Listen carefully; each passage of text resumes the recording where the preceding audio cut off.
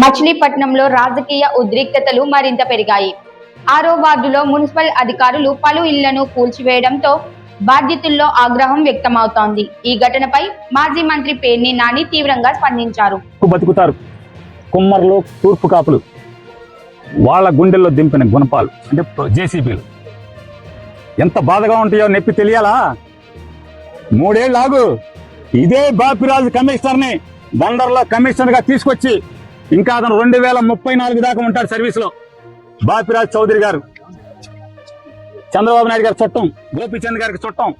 ఈ బాపిరాజు చౌదరి గారిని 2029 గవర్నమెంట్ రాగానే, జగన్ రాగానే ఆ కమిషనర్ బందర్ పోస్టింగ్ తీసుకొచ్చి ఇదే బాధ, ఇదే ప్రొక్లైన్ దిగితే గుండెల్లో ఎంత బాధ ఉంటుందో నీకు.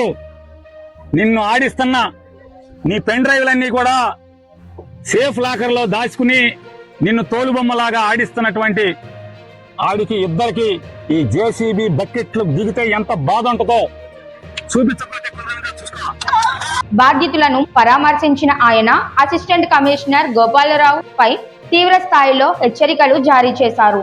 నువ్వు ఎక్కడికి పారిపోయినా బదలను, బందరు కాదు ఏపీలో ఎక్కడున్నా చూస్తా అంటూ ఆగ్రహం వ్యక్తం చేశారు. ఇదే బాపిరాజుని బందర్ తీసుకొస్తా.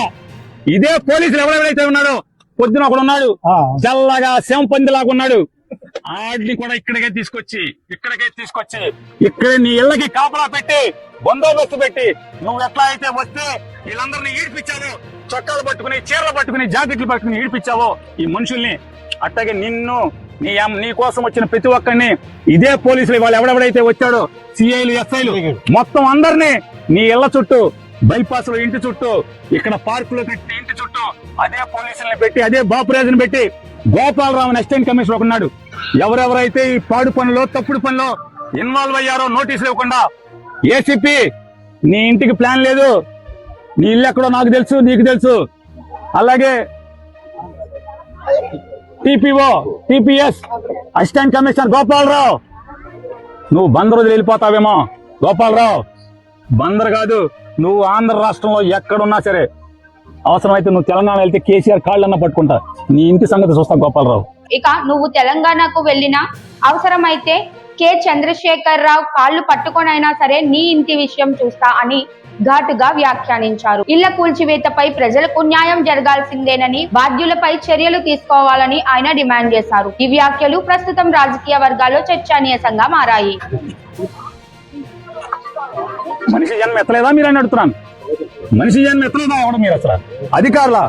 అలాగే జిల్లా ఎస్పీ నాయుడు గారిని కూడా అడుగుతున్నా, అయ్యా ఎస్పీ గారు, కమిషనర్ మీ పోలీసులకి పోలీస్ రిక్విజిషన్ ఇచ్చాడా? ప్రొటెక్షన్ అడిగాడా? రాతపూర్వకంగా అడిగాడా?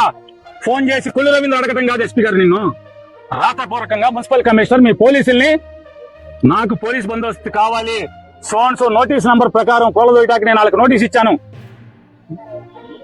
నిన్ను పోలీస్ ప్రొటెక్షన్ రాతపూర్వకంగా అడిగాడా? మీరు ఆలోచించుకోండి ఎస్పీ గారు.